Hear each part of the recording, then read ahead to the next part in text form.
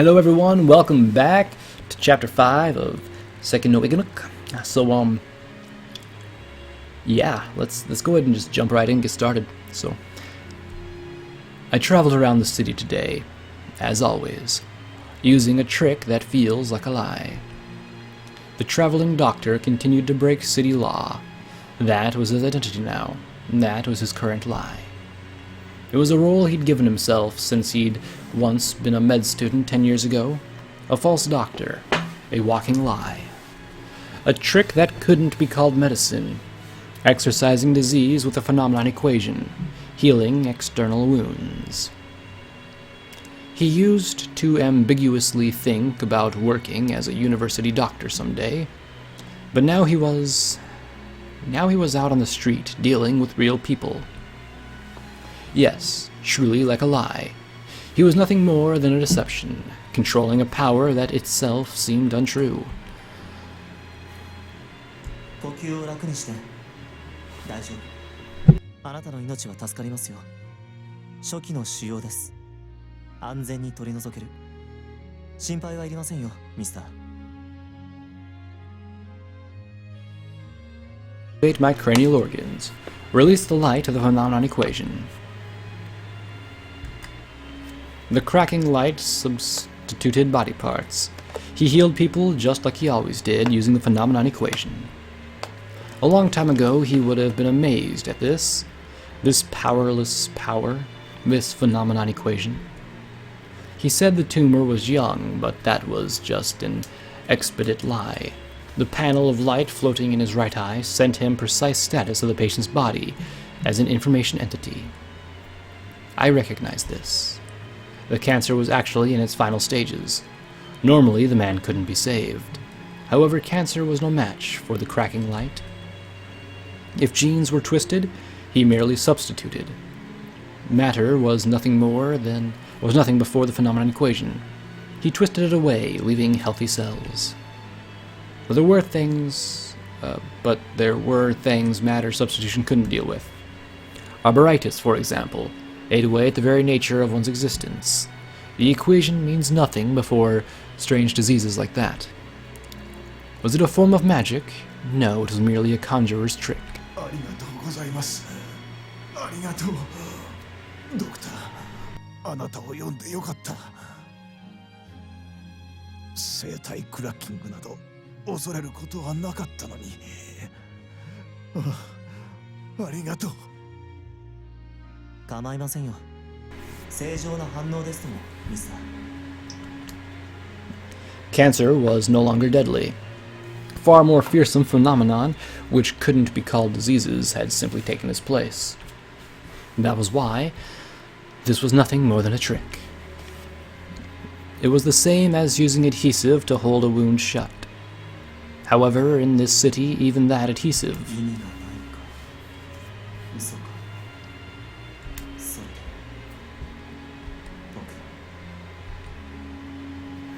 Everything in the city changed 10 years ago. People mutated, monsters ate away at them, and the city, which had once aimed for ideals, changed into a fearsome fantasy. Over the last 10 years, people had been allowed to live by the skin of their teeth. Through great sacrifices, they truly were living by a hair. Under the laws made from a top aristocrat, the controller, the Grand Prince, hid away in the upper tier. Even so, Guy couldn't stop holding out his hand.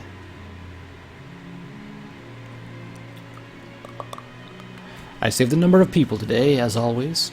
I saw a greater number die. It was ironic. The poor kept on dying. A person's environment meant nothing to fantastic diseases, and yet they were more impoverished. They were. Today he was in the 12th and 11th slum districts. Earlier, he'd traveled to houses in the 9th production tier. Most of the people he'd saved were from the latter. Just as the Grand Prince's law had decided, to the letter of the ideals held by city law, praising rejections of the weak. 4 adults, 10 children. He was glad he left Kia with Eerily when he went down to the production tier. He didn't want to show that girl so many deaths. This region tended to have more severe cases of fantastic diseases, even taking that into consideration, 14 in a single day. That was a large number. 14 today. 14 I couldn't save. Slipping through. So many things slipping through my fingers. Even so, Yi continued to be a traveling doctor. The city at night. Yi continued to walk down the crowded street. Yearly's hospital was on the tier directly above. Even though it was higher up, it was still a lower tier. The upper tier was just one part at the peak. Everything else was part of the lower tiers. A nest of humans. Yes, of humans. No matter how much their appearances had changed, they were still a herd of people on their way to their death. ったくお前さんが来るときは必ずそうだ。いつになったら無心をやめるんだギー。金ならまだ可愛いもの。医薬品はこのご時世じゃ貴重なんだ。金になるかと言われればならないね。中産の偉いさんたちは薬に安心する。ま、食い物たっぷり食ってるあの連中に打ってやるよりはお前さんの言い分もわからんではないかね。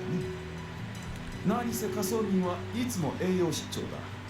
安物のこんな栄養剤だって効くってもんさ。って聞いているのかいギー。聞いているよ。いつもすまないな、エラリ。なんだその手。金だ。いらないなら払わないが、こちらも助かる。そうは言っていないだろう。はした金でも金は金じゃないか。Eerily Barnes, also human. One of the few with no mutations visible on the outside. Of course, he did have multiple hearts. To him, visible mutations would be a great strain. Since he examined the bourgeoisie and even upper-tier aristocrats on occasion, his outside was important for business. There were many wealthy men who hated mutations. They were Eerily's main customers. ところでギー、例の噂はもう聞いたかい？さあ、耳ざといのかそうでないのか。都市法による間引きが近いって情報だよ。どのあたりかまでは漏れていないけどね。そうか。ありがとう。はあ、ありがとうじゃないだろう。いい加減老人や子供と関わるのはよせ。重病患者もだ。一体何の意味があるよ。お前さんの商売は知ってるつもりだがね、全くもって金にならない。ダメだよ。もっと真面目になれギー。巡回師なんて無意味だよ。仮想の傷病者はまだまだ増え続けるだろう。ここはもうそういう年になったんだ。 Serious, huh? 無差別に治療してもどうにもならない。選定をするべきだ。お前もそれが法だ。傷病者は都市経済にも悪影響を及ぼす。何もすぐにこっちへ来いとは言わない。医師の義務を果たせと言ってるんだ。 Duty. 命の選定は医師の役割だ。でなければ都市法はお前をも処分するぞ。私がお前とこうして会うことだってまあ上層貴族とつながりのある一級市民の耳には入れられない危険行為なんだぞ。そもそも大学で私より優秀だったお前がそんな風で言うのは耐えられないんだよ。すまないと思っているよ、エラリ。恩に着せたいわけじゃないんだ。そのなんだ、設備も医薬品もろくに整わないでその分クラックで補っているんだろうがね。それはお前の英語でしかないんだギ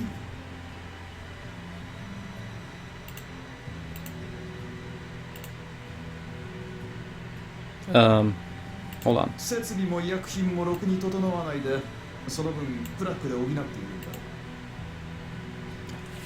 う。 Ego, huh? That certainly might be it.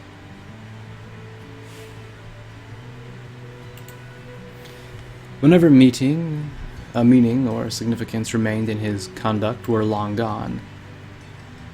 Guy knew that as well as anyone. お前の才能を無駄に失うのは都市の損失だ。私は認めないぞ。いいか、認めないからな。いい。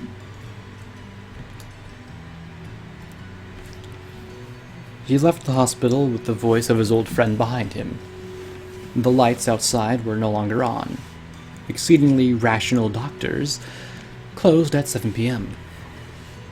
Eerily was probably busy preparing for his weekend party.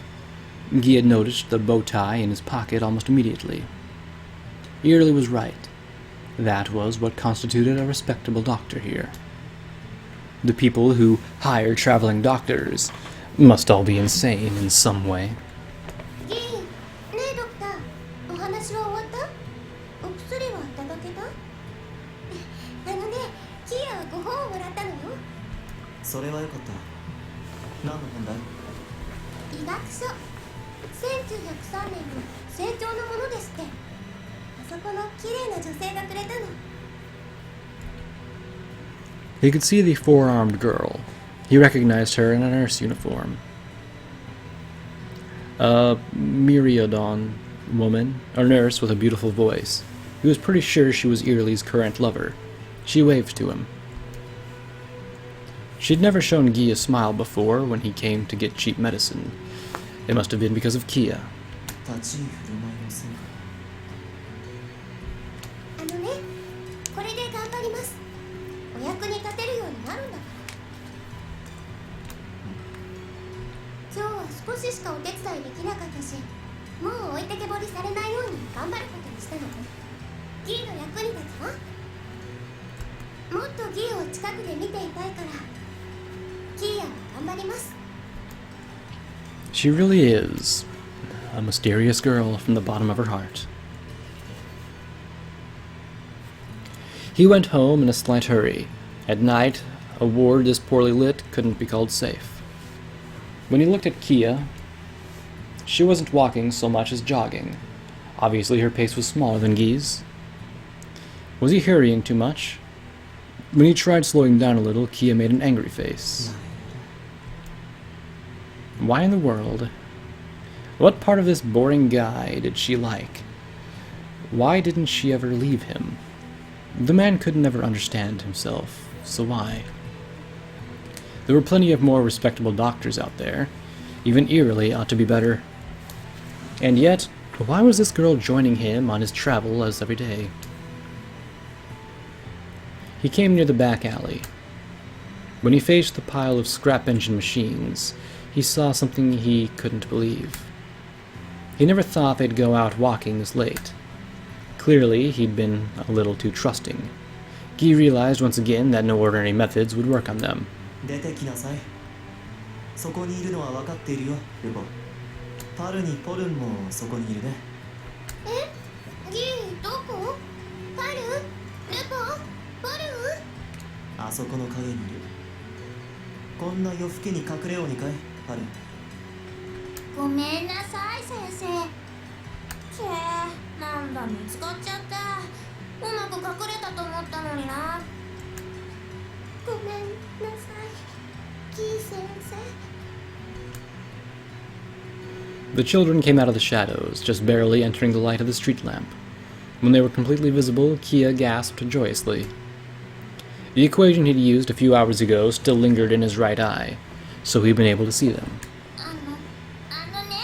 悪さしてたんじゃないの。ちょっと休憩して。ひどいんだよね。親方ってのさ、夕飯抜きで、しかも夜通し仕事だって怒鳴り散らしてさ。お腹すいたね。お腹と背中がくっつくよ。うわー、腹減った。はしたないこと言わないの。ルポはすぐお腹減って文句言う。ごめんなさい、ギー先生。すぐ工場に戻ります。事情は大体分かったよ。These kids, too. He bumped into many situations like this on the way to Eerly's hospital, more than usual. And for good reason. Today was a day of fun for lower-tier laborers. This was when the engine spirit races were held and bet on. Of course, it was only fun for the adults, since you had to be present an individual's identification engine card to enter an engine spirit race. Today, the factory owners were foster parents in name only, choosing instead to throw away money. Days like these usually ended in child abuse. Guy confirmed the weight of his wallet. He hadn't paid yearly that much, so there was still a decent sum left. ギーどうにかしてあげてね。うちに連れて帰ろう。いいや、ダメだ。ギ誘拐罪だよ。 That's kidnapping. 代わりに親方の顔でも見よう。それでひとまずどうにかなる。君が言ったんだよ。僕は魔法使いだったはずだね。 He'd received huge tips from the bourgeoisie men this evening, but since it was money he hadn't earned, he wanted to use it on someone else. This was also a trick. When he had money, he could make it look like magic. 何ギー先生、親方に何言うの？親方を叱ったりはしないよ。君たちが困るしね。じゃあぶん殴ってくれる？おじちゃん喧嘩弱いんじゃない？ルーポ、おじちゃんって呼ばないの。先生でしょ？あと喧嘩弱いとか言わない。でも強そうに見えないよ。取るまでもちゃんとしなきゃダメ。 He rubbed Pearl's head as tears welled up. Her hair, which should have been soft, was now coarse and hard. He felt as if he knew how they were treated at the factory. He'd given the boss of the engine factory quite a few donations, but the man seemed to be greedier than Guy had expected. あ、そうだ、待って、ちょっとだけ。いいもん、いいの？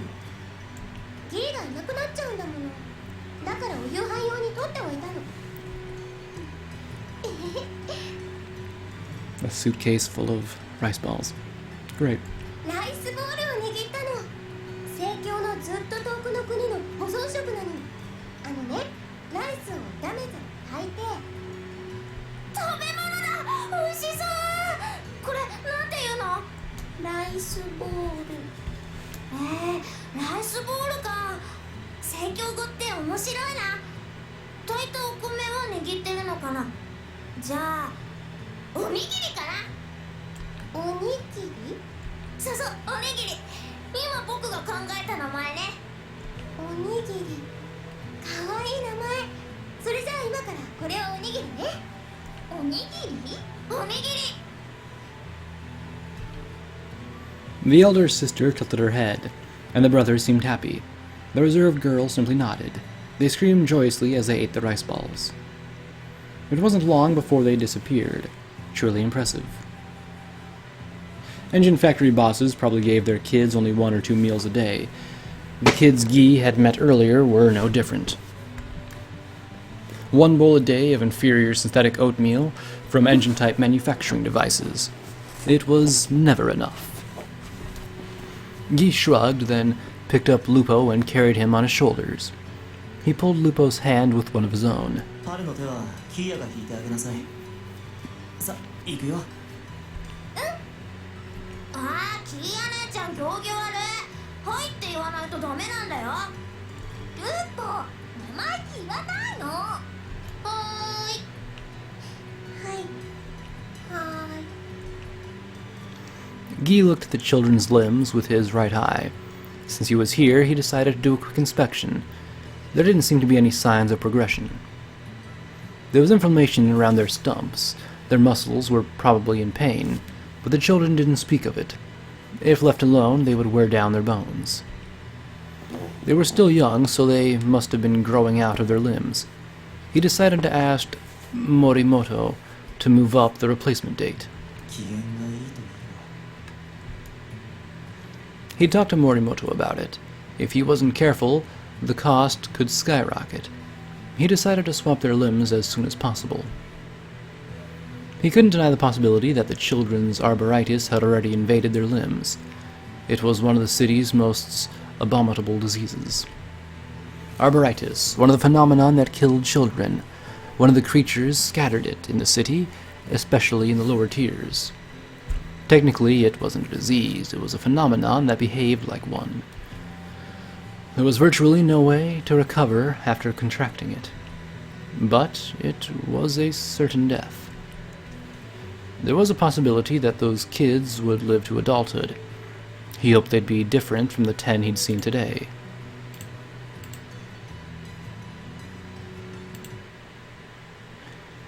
It could never happen in the lower tiers. Guy wouldn't say that, even if it meant disobeying the law.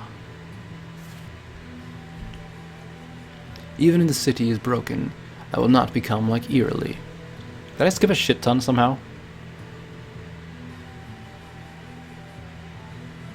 No, okay. Now he was prepared to pull his wallet drawstring.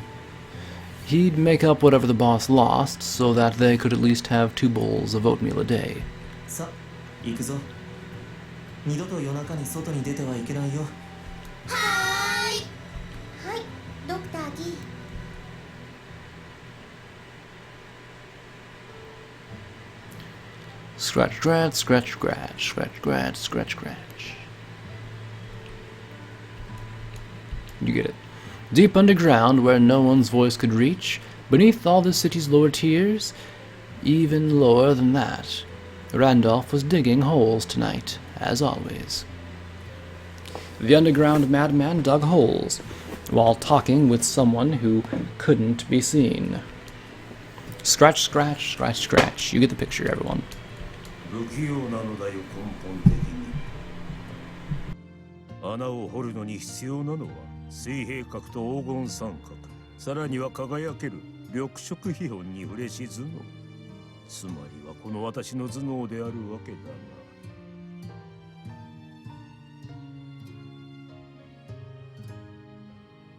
我が母は私に素晴らしく器用な指先を与えてくれたが、どうやら今は違うようだ。困った。何？困ったのは今なのかと？もっと前からではないかというのか？さてどうだったか。そんなことはどうでもいいことだ。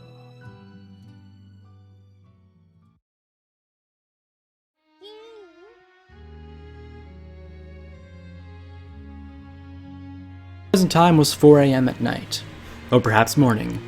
Guy heard a voice and put down his glass. He could hear voices coming from the second floor. It was too early for that girl to be up. Was she having trouble sleeping? She'd said she didn't need the engine-type air conditioning, but it was very humid tonight. He turned around to see Kia walking down the stairs and into the living room. There was the sound of ice falling into strong distilled alcohol. ちい、お酒飲んでるの？ああ。どうだい？君も一杯。寝酒には少し強いが。いりません。そういう冗談好きじゃない。ああ。 I didn't like it either. Why would I need to do that to her? 起こしてしまったかな。すまないね。もう僕も寝るよ。ねえ、もう朝の4時過ぎてる。問題ないよ。6時には起きる。 D、どうしたの？どうもしないよ。いつも通りさ。 He simply wasn't in the habit of sleeping that long. There was no other reason. None. So he decided to open a bottle he rarely drank from. That's all. キヨ。 No words. Her pink eyes gazed at him. Guy couldn't understand why. He shrugged.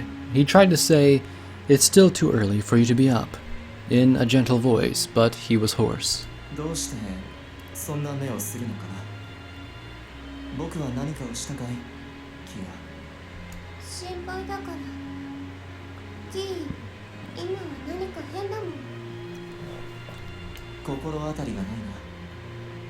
今日はまた遠出だから早くお休み。いや、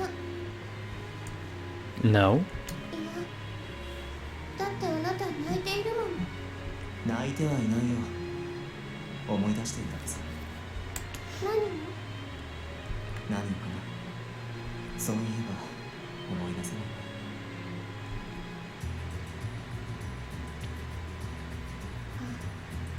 視界の端に道化師が踊っている。その記憶は消え去ることがない。瓦礫の中、無数の白い服、10年の月日が過ぎた。それでも今も変わらずに思い出せる。あの日、あの時、確かにあの声を聞き、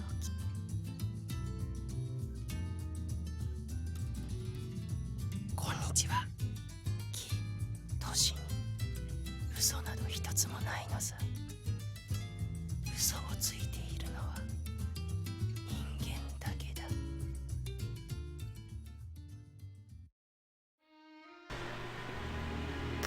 Listen here, you little shit. If there's not a single lie in the goddamn city, but only the humans are lying, that doesn't make sense. Because if the humans are lying, there is a lie in this goddamn city. Right? Whatever. He opened his eyes. He felt a presence still in the room, and a chill ran through him. The presence of a normal morning. He could hear just a little of the warped birds twittering. His right eye, with its lingering equation, couldn't recognize any abnormalities. He wouldn't even see the black cat. He was alone in his bedroom. He rubbed his temple and got up. No headache, no nausea either. He wasn't even sweating. His metabolic functions were calm. He wasn't stressed. He wasn't showing any physical reactions at all. A normal morning, beyond the normal scene of a gray clouds. No one else was there. He didn't feel a thing. He'd had a bad dream, that was all. The place was full of nightmares already. Guy sighed. 道化師だった。あれは。 I see. Clearly it's not over. It just won't disappear. Randolph. It seems I'm still insane.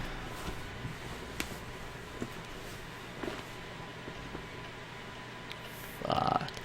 Tick-tock, tick-tock, tick-tock. Tick-tock, tick-tock, tick-tock. The sound of a clock, the sound of a clock. Is it time, is it time? It continues to call. Tick-tock, tick-tock, tick-tock. Tick-tock, tick-tock, tick-tock.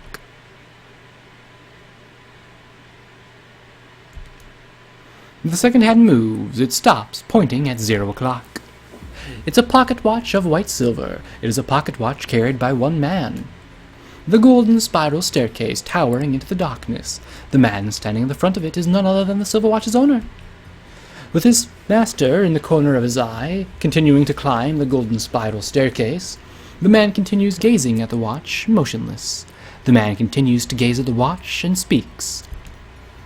Like a chrome-built, machine-wound doll in an inorganic voice. 時間だ。充電は終了した。我が主、これより起動に入ります。新薬 A の大量流通が開始される。主、あなたの望んだ時が来た。さあ、楽しい間引きの時間の始まりだ。我らの生贄はどの程度持つか。せめていいやね。Tick tock, tick tock, tick tock. Tick tock, tick tock, tick tock.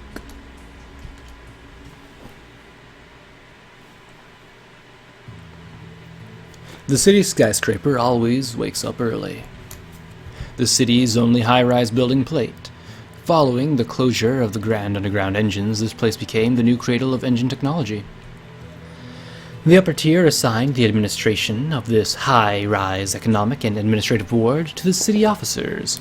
It was a pivotal point for sending energy engine to every part of the city. Did all of those countless buildings have their own pulse? With engine energy and calculation devices in place of blood.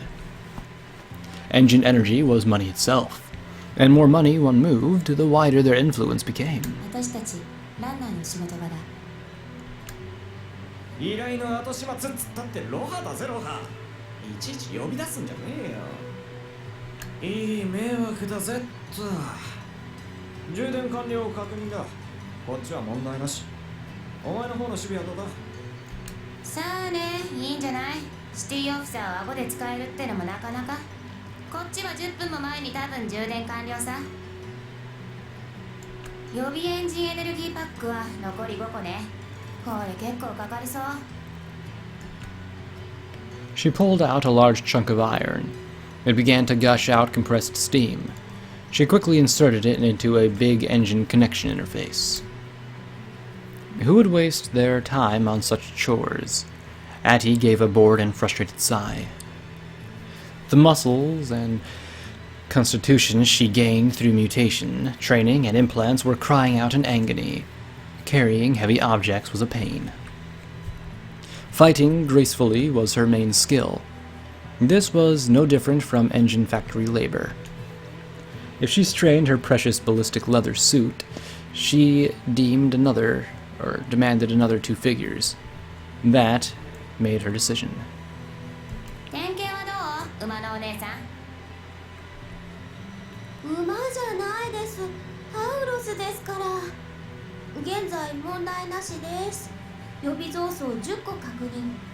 記録帳にメモしておきますね。あと、あんまり文句言わないでください。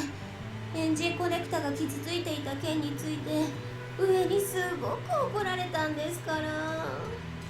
ああ、ごめんね。It got damaged during the fight at the storage building a few days ago when Atty had been dueling with the upper-tier soldier. In light of that, she couldn't really say much. This was no good. The conversation was changing subjects. She stuck out her tongue on the inside. I'm sorry. でもおかげで異常は収まったし、君もこっちも問題なし。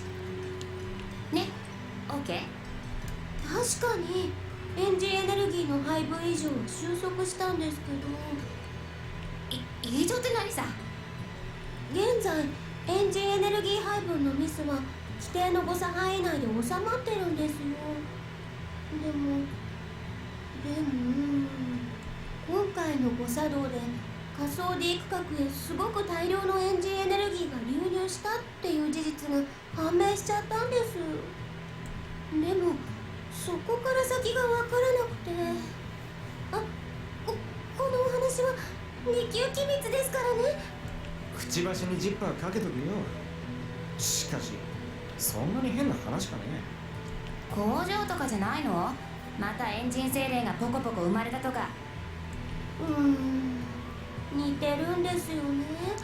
すごく精霊の自動生産とパターンが酷似してて。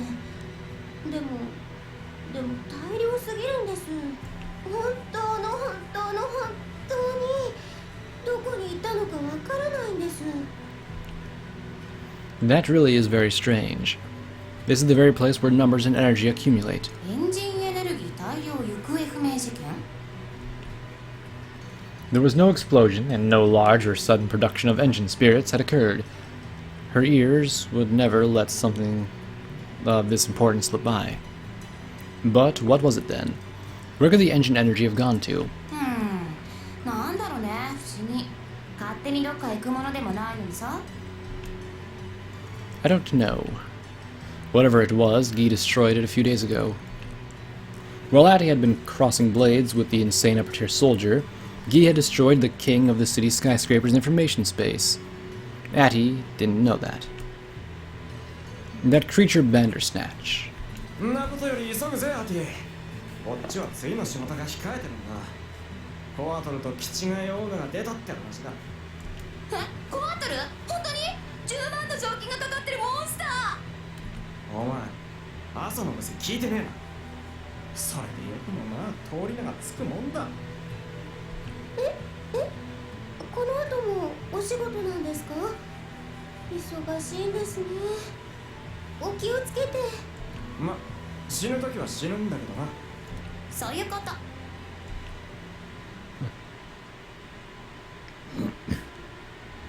The small black shadow walks. Oh my god.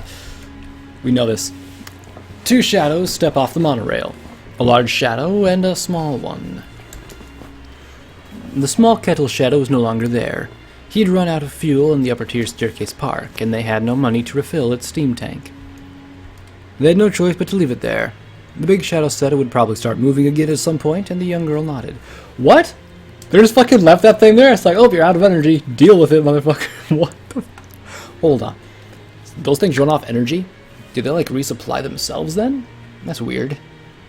I thought they were, like, spirits made by the steam and stuff. You think you know something, then it's just like, this game, fuck. She arrived here by following him. They got off the monorail, headed straight for a light hill. At long last, she could see a small cooperative residence. He said the person she was looking for was waiting there. ここを訪れる人はそうはいない。お前さんに似合っているかどうかはわしにはわからないんだよね。引き The young girl nodded. If Teacher Iru would take her there, she didn't mind. If he'd introduce them, she didn't mind. The two of them had circled the city over the last 2 days, and had finally arrived at this apartment, this small cooperative residence with so few residents. This apartment of mine. The man couldn't hide his shocked expression. The old teacher called him Yi. It looked like he was just about to leave. They'd come at just the right time. The young girl said, "Nice to meet you," with a kitten's whisper. Then the eyes of the girl beside him sparkled. "Cute," she said. The girl standing beside him tilted her head. "Cute," she said. いらっしゃいませ。本日はドクターは巡回診療の予定です。明日もドクターは巡回診療の予定です。明後日以降においでください。私の予測では明後日もドクターは巡回診療の予定ですが。ルアハ。あのね、ルアハ、お客様を追い返してはダメなの？はい、キーヤ、命令受諾です。ほほ新たな友ができたようだね。君が友人を作れているのは嬉しいよ。ギ、ようやく何かを学べたのかな？すみません、老師。失礼しました。どうかお座りになって。構わないよ。突然の珍客だろ。ただね、君に託したいことがある。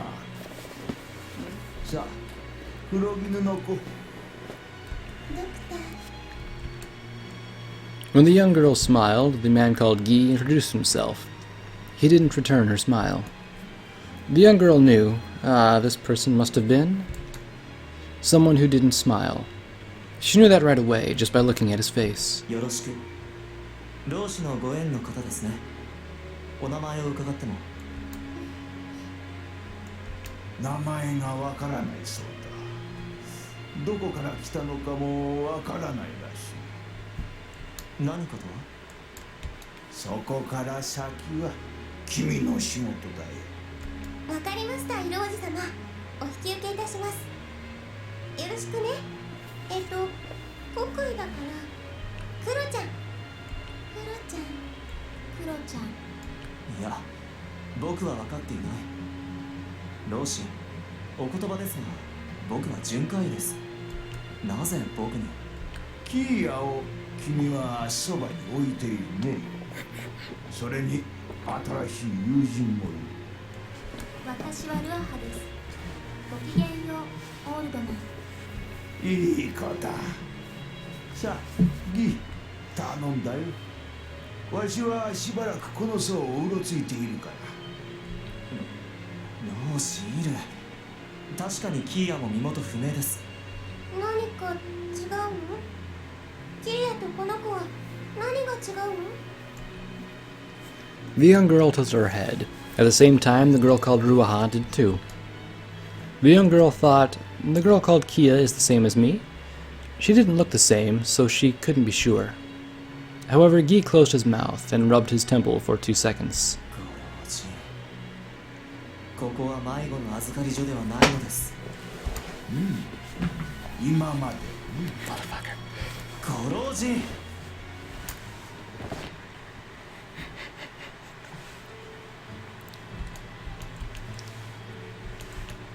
Deep underground, there is no one voices could reach. Beneath all the city's lower tiers, and even lower than that, Randolph was digging holes tonight, as always. The underground madman dug holes while talking with someone who couldn't be seen. 性分なのだよ、困ったことに。誰がそうしろというわけではない。中には私には穴掘りがお似合いだと言ってくれる親切な連中もいるにはいるがね。虫とか輝ける銀は鍵となって私を翻弄する。それはすなわち光であって私は焼かれる。私は以前までは蝶に焦がれる太陽熱だった。何？太陽とは何かという。それは立ち込める灰色雲の向こう、かつてこの惑星に蒼天がありし頃の光。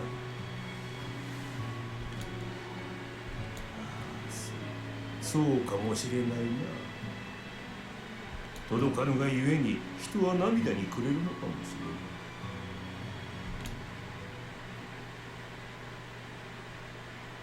視線は背を向けた誰かには届かない。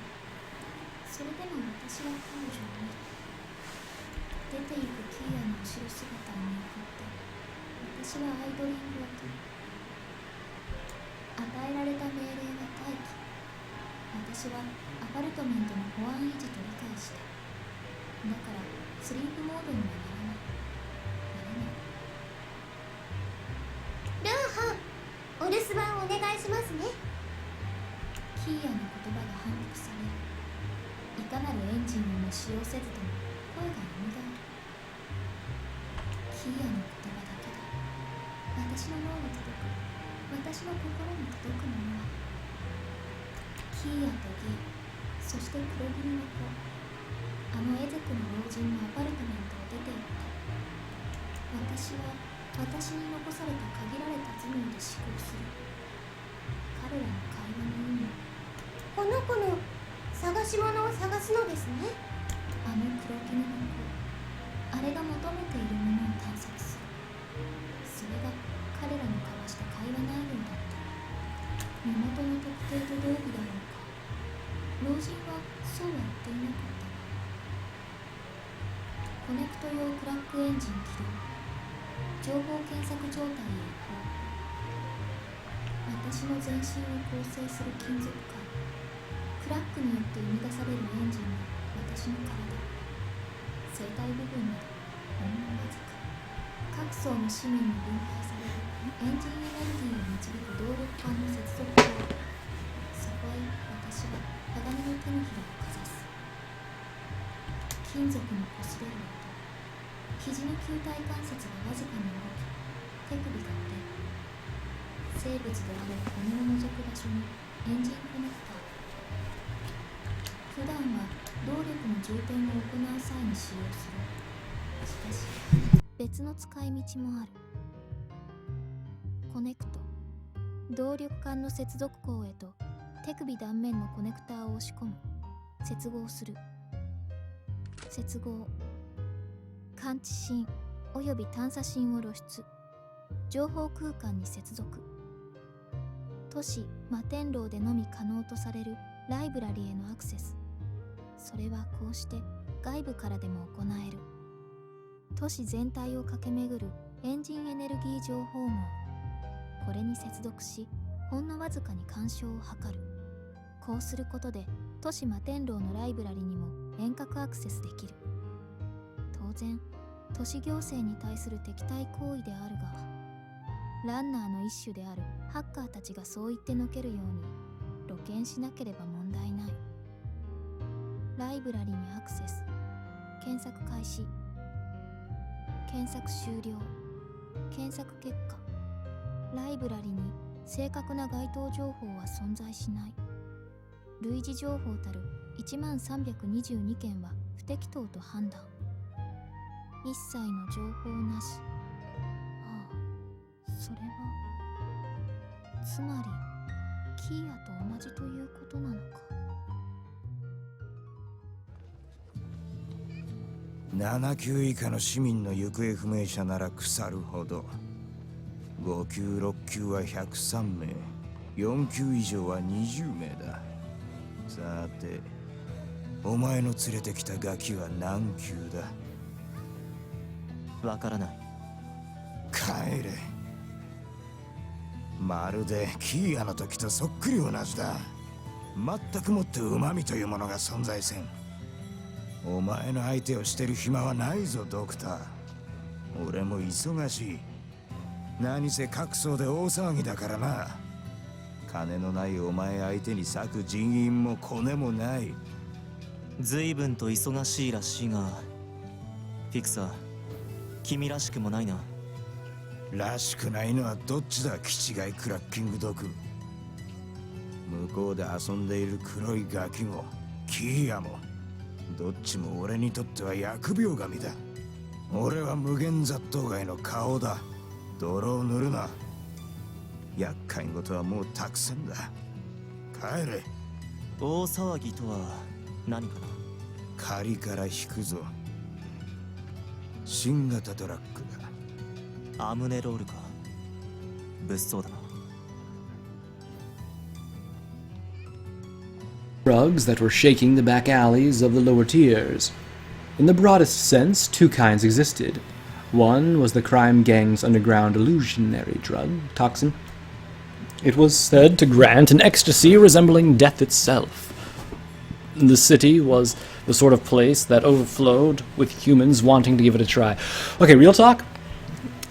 Is death itself really an ecstasy people want to experience?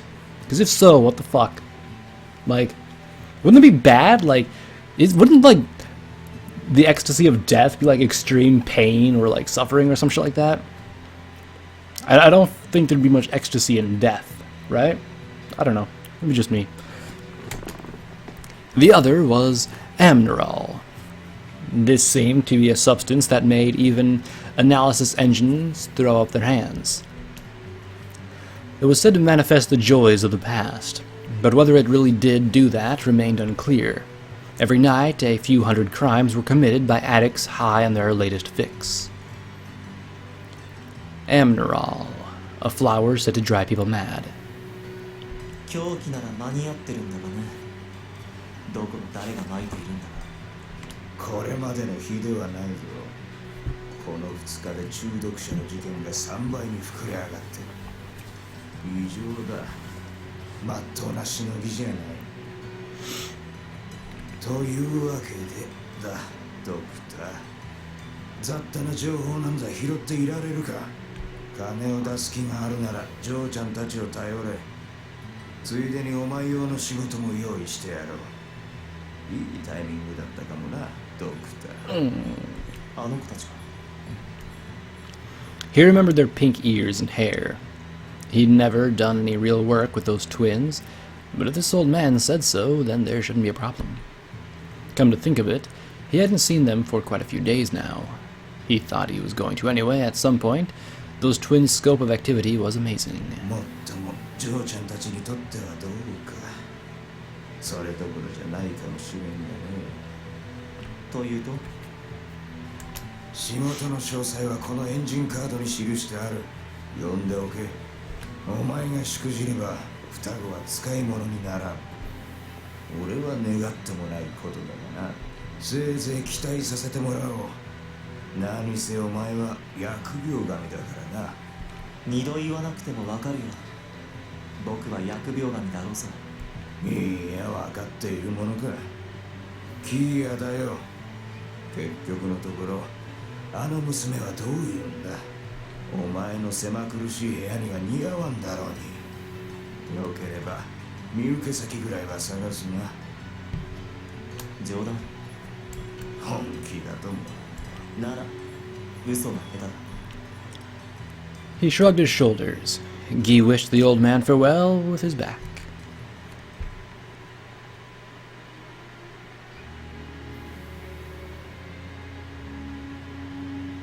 Her hair was wet. It was mostly hidden underneath the hood. Kian noticed that after asking whether she'd been to Crowded Street, the young girl had nodded when she said yes. She saw several small drops fall down. She almost mistook them for tears. 雨は降っていないのにシャワーを浴びたままそ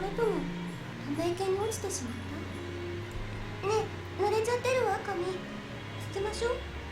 ハンカチーフはあるから。でも風邪をひいてしまうし、熱だって。ねえ、フードを脱いで。フードを取るのは嫌。そうなの？困ったな。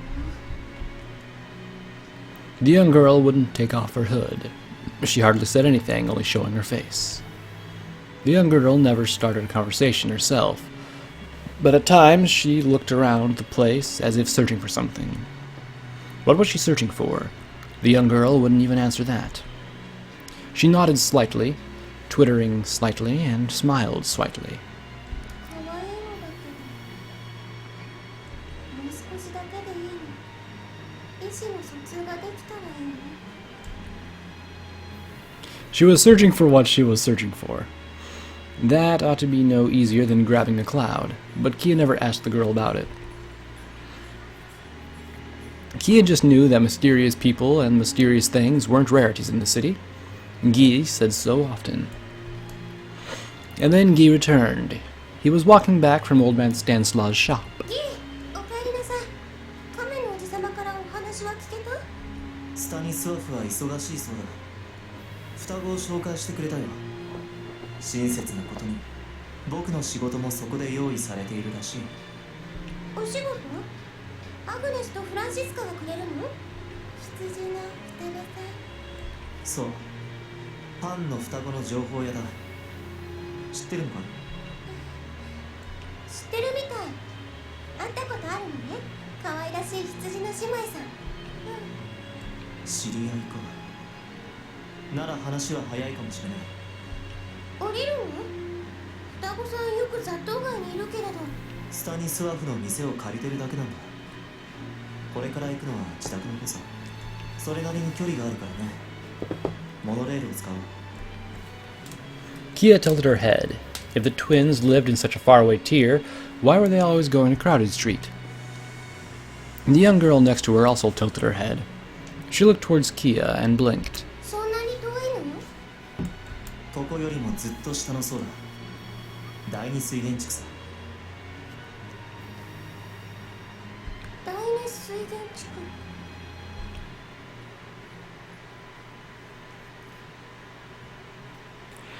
The second lower tier water supply ward. Her heart leapt at the patches of green floating around her, but the pleasure soon vanished. It wasn't like the upper tier staircase parks. It was different from the greenery that, in every way, even the sensation of stepping onto the grass felt different, harder somehow. None of the softness of luxuriant greenery. No enveloping scent of flowering plants, not even a sign of insects or living creatures. This place was different. Soiled, sunken greenery, a lake so muddied one could hardly see through it, as if someone had maliciously destroyed an upper-tier staircase park. The odor attacked her nostrils, must have been the water.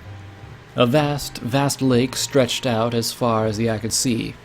The second lower-tier water supply ward, a drinking reservoir for the citizens. Kia held back her darkened feelings, and forced her expression to stay soft. She smiled at Guy. ねえギー、ここにも木々や草花があるのね。そうだね。ここはね、キア。まだ都市に復活が訪れるよりも以前に、巨大湖の麓の漁師たちが移り住んだ地区だ。仮想の人々の生活用貯水池であると同時に漁師町なんだよ。今でもね。ほら。Guy was pointing to a fleet of boats. She was squinting her eyes. She could see little boats here and there on the surface of the immense reservoir. Boats were bobbing up and down everywhere, except in the vicinity of a certain building. It looked like a filtration plant. 漁船？そう、正解。そう。Kia's gaze locked onto Guy's face. It had been locking for a while. She'd been looking up at him every chance she got. She just kept peering into Guy's face and eyes. Before leaving the crowded street for the monorail station, he left the young girl with Ruaha. That happened a few hours ago, before they arrived in the ward. A few hours. She'd been doing that the whole time, sneaking glances at Guy. なんだい何か気になることがあるかな。いいえ置いてきてよかったのかな。ああ、構わないよ。僕の仕事を終えないことにはね。うせ者探しを双子に頼めるのはその後になるね。そう。Again, she gazed into his eyes. If the light in his eyes was like the water, キヨ。いつもの色。なんでもないの。いつものギーのようだから安心しました。今朝はすまなかったね。もうしないよ、キヨ。はい。 as long as he understood, those few hours were worth it. She whispered, "Thank goodness." She let go of Guy's cloak and watched her feet on the grass, so she wouldn't trip over. She tried approaching the water and peeked in. あまり水辺に顔を寄せてはいけないよ。危ないから。はい、ギー。もしかして怖いモンスターが？一般的にね。上層階段公園以外の水辺は水妖が生息することが多いから。この地区は確かここはそうか、第二水源。もっと古い伝承があった。何？古い伝承があった気がする。きっと10年よりもずっと前のものだ。ボネガット老人なら伝承を覚えているかもしれないな。 Master Vangu, a fisherman who lived in the second water supply ward for a long time. Key had asked Guy about him during the monorail ride. He was the biological grandfather of the little twins, and an old man who fished in the reservoir. He was said to be a leading figure in the fisheries supporting the city's lower tiers. The request with Stanislaus said was prepared for him. Guy's work was healing this old fisherman. The twins will be indebted to us. If I can heal old man Vangu, then we'll be able to get some rare information. And that's what Guy had said. He'd quickly handled it in terms of flavors and debts. That wasn't Guy's nature, but that of the city itself. Kia didn't seem to like it. さあ、行くよ。危ないからこっちへおいで。はい、ギー。 Those twins' house. So old man Vangu's residence must be close. Vangu. She stopped peeking into the water and held Guy's hand. Today, as always, his hand was cold. While walking, she turned around. She saw a man between the dorsal fins of the fish on one of the bobbing fishing boats. はーい、どなたですか？ Here we go. Here we fucking go. 第二水源漁業組合にランドムよ。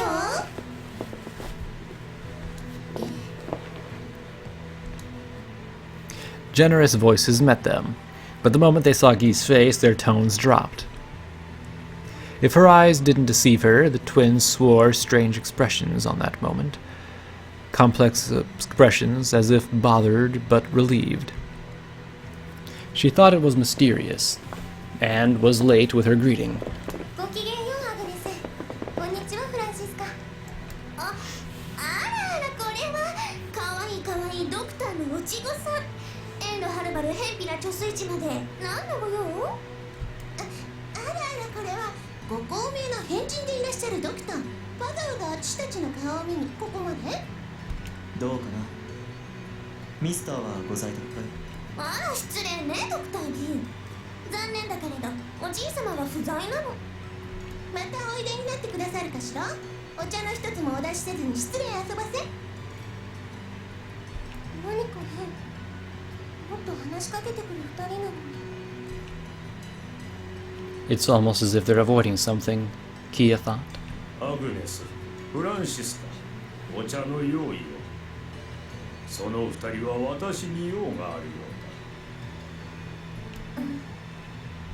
二人ともいい子だから。お前たちのしつけはすなわち私の責任だ。このお茶入れてきます。 Francesca should wear her glasses more often. Just saying. The old man appeared silently, taking the place of the twins who disappeared inside as if as instructed. They begrudgingly nodded. Vongu, an intrepid old man. Far away, he could easily be mistaken for a youngster. His skin was burnt slightly black, and his fisherman's body had grown more robust with age. 久しぶりだね。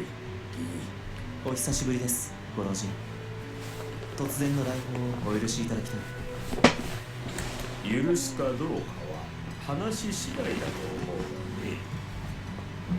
そちらのお嬢さんは初めて見る顔だな。はじめましてミスター。キーヤと言います。ドクターの助手をさせていただいてます。助手か。見習いですよ。それで要件は助手まで伴ってジジイの顔でも見に来たかね。それはそれで嬉しいが。アグネスとフランシスカからです。雑踏街のスタニスワフを経由していますが、あなたの治療を依頼されたのです。病に伏せっておられるとか。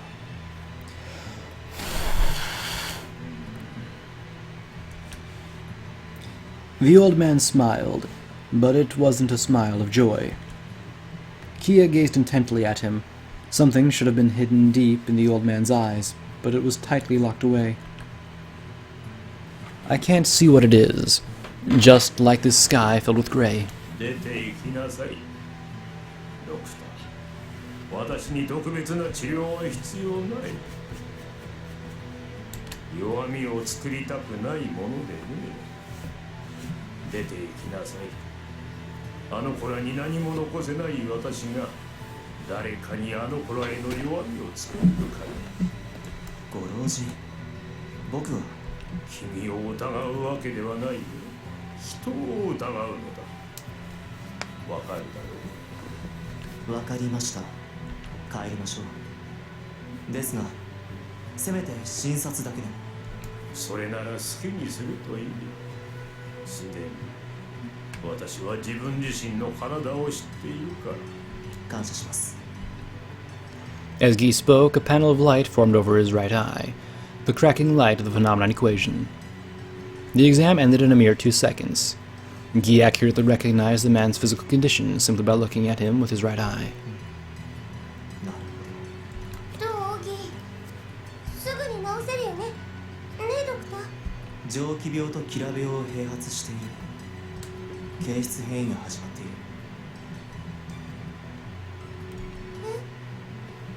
どちらの病名も私は知っている。G が言っていた。本でも目にした。 Steam poisoning, a disease in which engine fumes are constantly absorbed, thus damaging the respiratory organs. A normal disease. The abominable taboo infection. A seeded disease which mutated the body into a fantastic mutant. It twisted genes and changed people's forms. A combination of the two wouldn't change the external appearance at all. Instead, it would create a new, lethal disease which mutated a person's basic nature. That fell under the city's definition of death, a fatal disease that couldn't be combated. Healing it from the outside was hard, even using the phenomenon equation. 急性のものですね。手を入れなければおそらく。そう。長く持っても数日程度だ。治せると思うかね。できないと言わんのだろうがね。噂は聞いているよ。変わり者のクラッキングドクト。ミスター、きっとまだ間に合います。だから残念だがね、可憐なお嬢さん。私が許したのは診察をすることまでだよ。お茶が間に合わずに申し訳なかったね。さあ、出て行きなさい。帰り道は水辺には近寄らずにたまえ。待って。 Fuck. This was the second time he'd been chased out, and the first time the old man had done it. He thought about that as he looked at the unhealthy grasses around them. Guy whispered about how common this sort of thing was, and asked what he'd been doing this whole time. When she tried to grab Guy's cold hand, that voice reached her. "Wait," it said. The twins' words behind them. The tone of voice they'd never heard. I just love their outfits. It's so great. 二人ともその二人とももう帰るの？おじいちゃんなんて言ってたの？教えてくれない？病気のこと何か言ってたかしら？ドクターは治しに来てくれたのよね？彼は自分の症状をよく理解している。治療は必要ないそうだ。そうなの？なんで？治療断ったのはどうしてなの？なぜかな。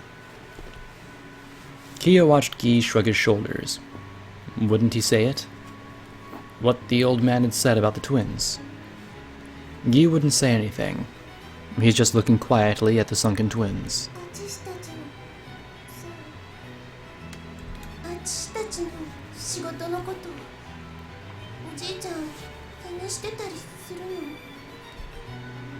Ah, so that was it. Kia understood the twins' words, and the meaning behind their complex expressions not too long ago. The old man wouldn't receive healing for their sake, because he was thinking about them, those two living in this city. And the twins know that. They sensed it. 考えすぎだ。僕と彼との間の話だよ。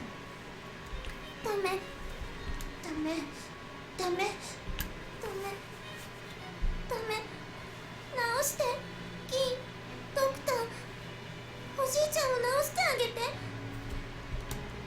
お願いお願い直してドクターおじいちゃんを助けてあげて何でもするわ何でもするから私たちがプレゼント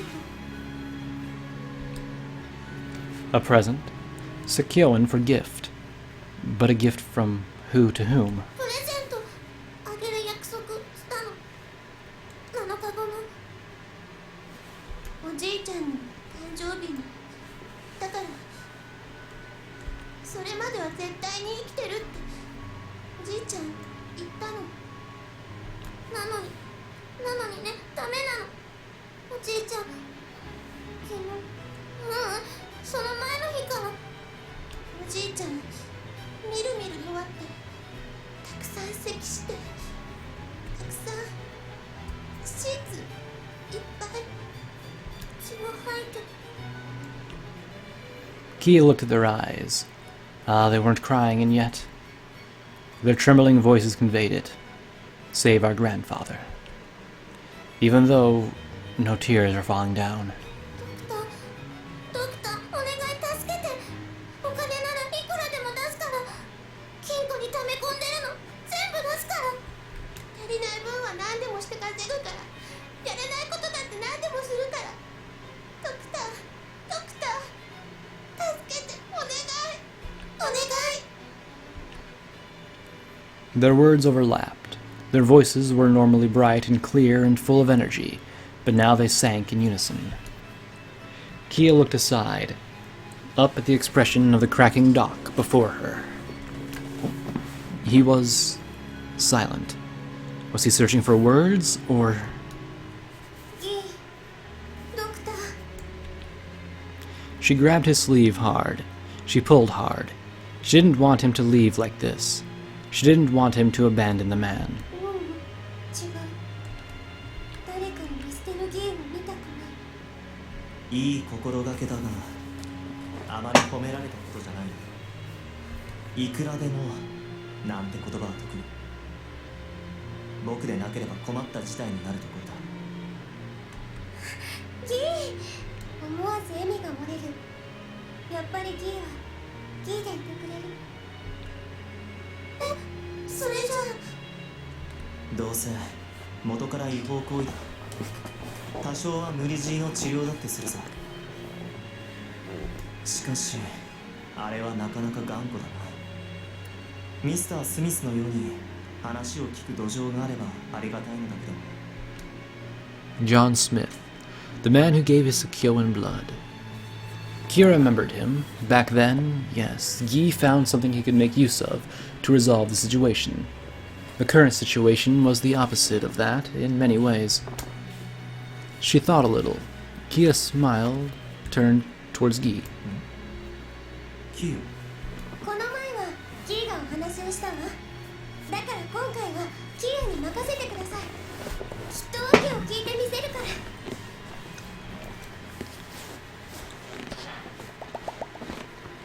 ら。A huge, huge lake. The second water supply reservoir, filled to the brim with muddied drips. If this enormous reservoir, made up of countless teardrops, how many people's tears had it taken? The shadow of an old man at the water's edge. When she saw him, Kia thought, it looks almost as if he's crying. Because she thought that, because she saw that. 君か、お嬢さん。確か名前はキヤと言ったかな。まだ帰っていなかったのかね。はい、あなたとお話がしたくて。嬉しいことを言ってくれる。一緒にいたか細い医者先生はどうしたね。ギーは向こう、ここにはいません。どうか気を悪くしないでください。あなたはなんだかお医者様が嫌いみたいだったから。そうか。Normally, he'd probably show a cheerful yet forced smile. Now it felt lonely and weak. The old man's body was healthy, and slightly blackened. But even Kia could tell at a glance that some disease, some power was eating away at him. いや、悪いね。笑うつもりはなかったんだが。いいえ、お構いなく。悪いだなんて思いません。ギーも。随分と仲がいいようだね、君たちは。そうか、そう見えたかい。嫌っているわけではないがね。そのつもりも私にはないよ。直してほしいとは思わない。私は死ぬ。余計なものを残したくない。それだけのことだよ。瞳を見つめる。私はきっと間違えている。なぜ嘘を言うのですか、ミスター。嘘？あなた、きっと嘘をついている。嘘などついてはいないよ。嘘。それも嘘です。瞳を見つめる。彼にもギーと同じものがあるから。勘の鋭い子だ。ドクター・ギーには不似合いな助手だよ。The old man sighs, shrugs his shoulders, and shakes his head. She found his resigned tone of voice a little unpleasant. The old man turned around. For some reason, the wrinkles in his face stood out. Right when he acknowledged Kia's words, she had a sudden hallucination of the man's weakening. The old man returned his gaze once more to the water's surface, and said it in a slow, low voice. Please keep this quiet. 孫たちには黙ってくれるかい？あまり幻滅させたくはないのだよ。わがままだと思うかい？いいえ、思いません、ミスター。ありがとう。私にはね、約束がある。約束？そう。ずっと昔に交わした約束。今は思い出すことさえ難しい。65年前のことだ。ずっと私が幼かった頃、きっと君よりも若く未熟だった頃、第二貯水池で出会った一人の少女。あれと約束してしまったんだ。ひどく簡単な約束だ。いつか私がおじいさんになって今にも死にそうなくらいに弱った時、それでも漁師を続けていたらそっちへ連れて行ってほしいと。一人では寂しい。あなたといそうささやいた少女のために、私たちは共に生きることはできない。生産力を減らした家の末路は悲惨だ。でもせめて私が私の命を唯一自由にできる最後の時だった。その時だけはこの子に全てをあげようと思う。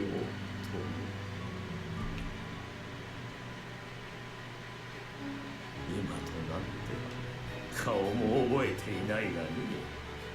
我ながらよた話だ。きっと初恋を思い出して猛録したのだよ。今日死んでも明日に死んでもなぜか思うんだ。このお迎えには逆らうまいと。I feel like if I did that, I might not ever meet her. The old man laughed with a dry voice, a horribly lonely, horribly sad laugh. 孫たちにはすまないとしか言えない。これは私のわがままだ。Kia couldn't shake her head, but she couldn't quite pick her words. The old man's feelings might have been noble, but Kia didn't know what she should say to him. Was one's first love enough to accept death? What was the girl doing now? Had she died a long time ago? Or was she protecting their promise, even now? Was she waiting for the old man's death? わからなかった。だから私は黙ったままで。